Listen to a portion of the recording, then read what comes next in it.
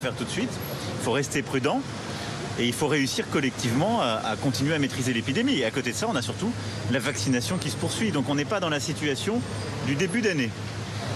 On n'est pas encore sorti, ce sont des étapes progressives de réouverture, telles que nous les avons détaillées avec le Premier ministre, qui sont le fruit aussi de concertations, de ce que nous dit la science et puis des concertations qu'on a eues avec l'ensemble des professions et des territoires. Vous ne dites pas aux Français que c'est terminé, les terrasses pourraient refermer dans quelques mois, dans quelques semaines ? J'ai envie de vous dire, habituons-nous à essayer de vivre ensemble le temps présent. C'est-à-dire, par rapport à vos deux questions que vous venez d'avoir, ne me dites pas si les terrasses referment, c'est votre problème à vous, c'est notre problème à nous tous. Donc on va s'organiser ensemble, en étant responsables collectivement. C'est ça, être une nation. Ce sont des citoyens et des citoyennes avec des droits et des devoirs. Et vivez le moment présent. Hier, elles n'étaient pas ouvertes, elles le sont aujourd'hui. Si on arrive à bien s'organiser collectivement, à continuer de vacciner, à tenir une discipline collective de citoyennes et de citoyens, il n'y a pas de raison qu'on ne puisse pas continuer à avancer. Voilà. Et certains disaient que c'était un pari risqué, enfin pas un pari, mais en tout cas que c'était risqué. D'accord. En tout cas, certains disaient que c'était risqué. Est-ce que quand vous regardez les chiffres aujourd'hui, vous êtes rassuré ? En tout cas, les chiffres sont bien orientés.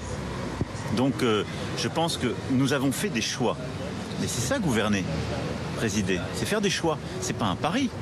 C'est de dire, il y a des chiffres. Il y a ce que dit la science. Il y a les réalités qu'on doit prendre en compte, nos enfants et leur éducation, la situation sanitaire hors Covid, la santé mentale, la détresse de celles et ceux qui sont isolés, la vie économique et sociale. Et tout cela étant pesé, nous avons fait des choix. Et ces choix, nous les avons d'ailleurs adaptés avec pragmatisme à chaque fois qu'il a fallu le faire. Et donc là, je constate que ce qu'on a dit aux Françaises et aux Français il y a 3 semaines est d'autant plus possible et solide qu'en effet, les chiffres sont bien orientés et que ce qu'on appelle l'incidence, le nombre de cas par jour, a baissé. On va continuer de le surveiller. Si dans 15 jours, 3 semaines, 1 mois, il se met à remonter dans tel ou tel endroit, on adaptera les choses. C'est comme ça maintenant qu'on sait collectivement qu'on va faire. Est-ce que vous avez un mot à dire aux policiers qui manifestent aujourd'hui ? Je ne vais pas faire d'interview sur cette étape. Je pense que le gouvernement va s'exprimer, il y a des questions d'actualité, les premiers ministres et les ministres.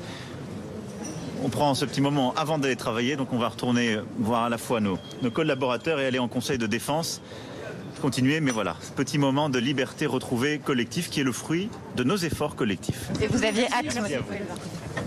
Merci beaucoup. Merci. Monsieur Castex, est-ce que vous pouvez prendre un